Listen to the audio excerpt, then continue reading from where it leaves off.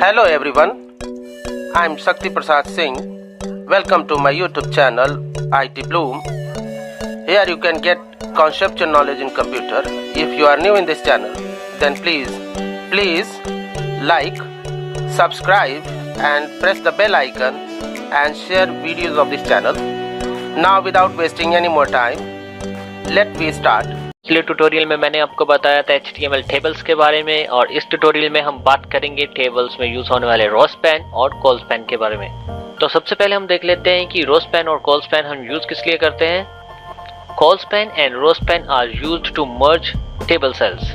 Means col span और row span tables के दो सेल्स को, दो या दो से ज्यादा सेल्स को मर्ज करने के लिए यूज होता है। जैसे ये देखिए, पिछले ट्यूटोरियल में मैंने आपको वर्ड की फाइल एक बनाकर दिखाई थी, और यही फाइल हमने HTML में भी क्रिएट की थी।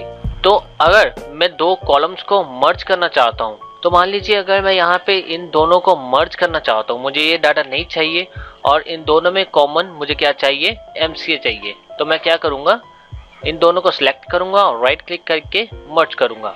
और ये तो आपने देख लिया, ये मैंने वर्ड में किया है, और मैं इसे सिलेक्ट करके सेंटर अलाइन कर देता हूँ इसे। तो ऐसे हमने इन दो कॉलम्स को, क्लास और रोल नंबर को मर्ज कर दिया। तो उसके लिए हम यूज कर सकते हैं कॉल स्पैन। ये देखिए, col span is used to merge two or more than two cells in the form of columns. Means column की फॉर्म्स में अगर हम दो या दो से ज्यादा सेल्स को मर्ज करना चाहते हैं तो हम कॉल स्पैन यूज कर सकते हैं। और उसके बाद हमारे पास है row span. Row span is used to merge two or more than two cells in the form of rows. जैसा ही हमने कॉलम को मर्ज किया, वैसे ही हम रो स्पैन कब यूज करते हैं, अगर मान लीजिए मैं इन दोनों डाटा को रिमूव कर देता हूं और इन तीनों रोज में मुझे सिर्फ यही डाटा चाहिए, जितेंद्र। मैं इन्हें सिलेक्ट करूंगा और राइट क्लिक करके इसे मर्ज सेल कर दूंगा। तो आप देखेंगे मेरी तीनों की तीनों रो रिमूव हो चुकी हैं और उसकी जगह पे सिर्फ ये मेरा एक डाटा है। मैं इन्हें उन तीनों रोज को मर्ज कर दिया। तो अगर हम HTML में ऐसा तीन रोज को या दो से ज्यादा रोज को मर्ज करना चाहते हैं तो हम रो स्पैन यूज कर सकते हैं। कॉल स्पैन दो या दो से ज्यादा कॉलम्स को मर्ज करने के लिए, और रो स्पैन दो या दो से ज्यादा रोज को मर्ज करने के लिए। तो अब हम इसे HTML में करके देखेंगे। ये हमने पिछले ट्यूटोरियल में टेबल बनाया था। मैं इसे बिल्कुल इसी वर्ड फाइल की तरह इन दो सेल्स को मर्ज करता हूँ, यानी कि इन दो सेल्स को मर्ज करता हूँ कॉलम वाइज, और ये तीन रोज, जितेंद्र, सनी और विक्रम, इन तीनों को मर्ज करूंगा। तो ये दो कॉलम्स हैं, तो मुझे यहाँ पे क्या करना पड़ेगा, इस TD में टेबल डाटा के आगे मैं कॉल स्पैन यूज करूंगा। तो हम कॉल स्पैन और रो स्पैन कैसे देते हैं, ये देखिए एग्जाम्पल है उसकी। Col span is equal to 2 यहाँ पे क्यों लिया मैंने, क्योंकि अगर मैं 2 सेल्स को मर्ज करना चाहता हूं तो मैं 2 वैल्यू दूंगा, अगर मैं 3 सेल्स को मर्ज करना चाहता हूं तो मैं 3 वैल्यू दूंगा।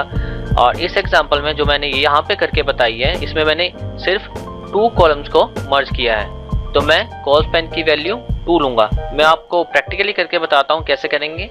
मैं इन दोनों को मर्ज करना चाहता हूँ, तो मैं इस टेबल डाटा को, इस TD को कुछ नहीं करूंगा, इस TD में आकर मैं कॉल स्पैन 2 दे दूंगा। ये देखिए, इस फाइल को मैं नोटपैड++ में ओपन करता हूं, और मैं इस टेबल रो में इन दो सेल्स को मर्ज करना चाहता हूं, तो मैं इस TD को कुछ नहीं करूंगा, यानी कि इस TD को मैं कुछ नहीं करूंगा, और इस TD को मैं रिमूव कर देता हूं, जैसा मैंने इस वर्ड फाइल में किया था। 2 को मैंने रिमूव कर दिया था।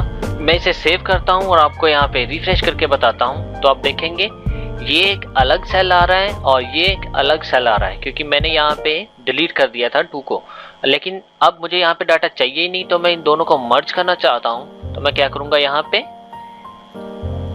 इस TD में लिख दूंगा col span is equal to 2। मैं सेव करता हूँ और यहाँ पे रिफ्रेश करता हूँ, तो आप देख सकते हैं उसने उन दोनों कॉलम्स को मर्ज कर दिया। तो अगर मैं इस MCA को सेंटर में करना चाहता हूँ तो मैं यहाँ पे एक और एट्रीब्यूट यूज कर सकता हूँ, अलाइन, और इसकी वैल्यू दूंगा मैं सेंटर। मैं सेव करता हूँ और यहाँ पे रिफ्रेश करता हूँ, तो आप देख सकते हैं वो डाटा सेंटर में आ चुका है।